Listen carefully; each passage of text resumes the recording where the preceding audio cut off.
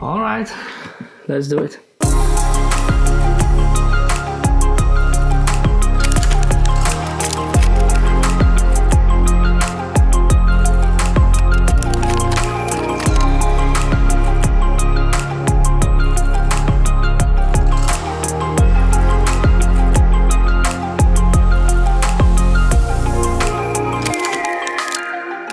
So let's talk about ND filters. Do you really need them? When and why should you use them? To make it short, ND filters are like sunglasses for a camera, as many of you already know. It reduces the amount of light entering your camera. But there is still a lot of confusion and bad information around there, and hopefully this video will help you clear things out a bit. An ND filter basically allows you to set the correct shutter speed to get the appropriate amount of motion blur in each frame of your image, to get that cinematic look that we see all the time in the movies. And that's basically it. See you in the next one.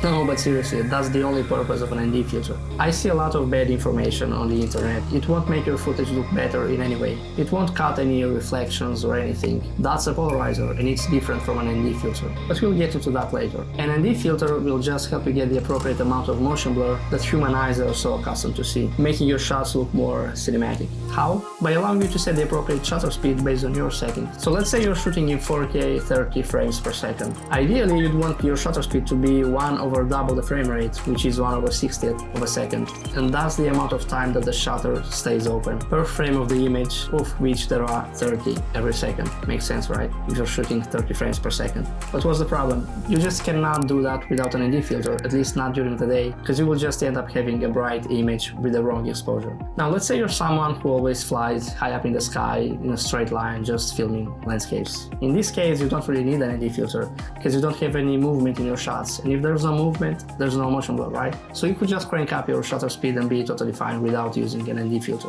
However, you could also have some big problems when panning the drone, and I don't actually see anyone talking about it.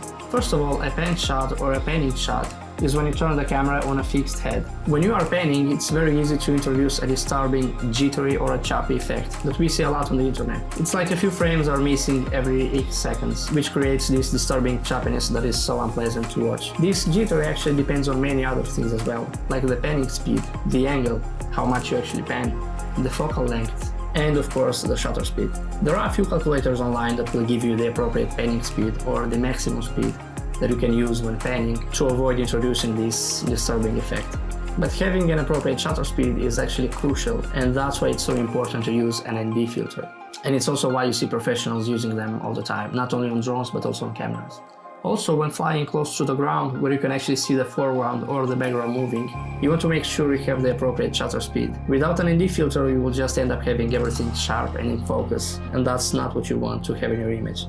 You want to separate the foreground, the subject, and the background to get a more cinematic look. I hope you now have a better understanding of what an ND filter is, when and why you should use it. Now, polarizing filters. These are designed to remove any glare or reflections from the objects in your shots. If you have reflective surfaces in your videos like water, buildings, cars, using polarizing filters in these cases will make your footage look a lot better. But that's different from an ND filter. An ND will help you get the appropriate motion blur in your shot. A polarizing will cut down the reflections. The good thing is you can have a mix of both, an ND and a polarizer on the same filter, which makes things a lot easier when it comes to capturing great cinematic content. Now let's talk about the filters that I use for my Mavic 3 and that I would suggest using, because not all the filters are the same, and you especially want to avoid the cheap ones, as it will most of the time just ruin your shots and make your footage unusable. First of all, PolarPro did send me these filters, but it doesn't affect in any way my opinions on it, and they didn't have any input on this video. In fact, I've been using PolarPro filters for a long time now, not only for my drone but also for my camera, and honestly I just think they have some of the best filters out there. Now, the Mavic 3 is not your typical drone. It has an amazing 4/3 sensor, which is the same as the GH5, a camera we all know very well and love, and in most of the cases the image from the Mavic 3 actually looks better than the GH5's. So with the Mavic 3 it's like having a full body flying cinema camera.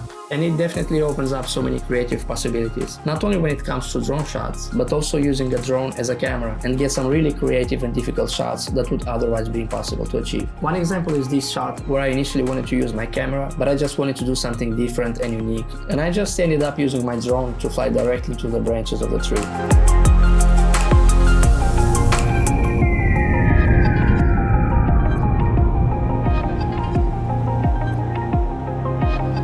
And that's why I love to see brands coming up with different solutions and innovations, allowing us to get even more creative with the tools that we already have. That's why I think that the new PolarPro filters for the Mavic 3 are actually the best filters that you can get right now. Not only because of the high quality of the glass, with these filters you don't get any color shift, any X patterns, or any other weird artifacts, and that's awesome. But this is also the first time that we are seeing some really cool effects filters being introduced for a drone, like the mist and the anamorphic filters, which allows us to get this really cool lens flare effect in our shots and just, stand up a bit more from the others. My favorite one is the Goldmorphic filter, which allows you to get this really cool gold lens flare effect, and that opens up the doors for so many creative ideas. I've really been enjoying using it so much lately. I also like the variable NDs because you can just adjust the strength of the filter. Plus you only get to carry 1 or 2 variable NDs instead of 4 or 5 NDs, and that's a big advantage, at least for me. The mist filter is also really nice. I just like to get this soft image look in my videos, and it also helps cutting down some harsh lights from the image.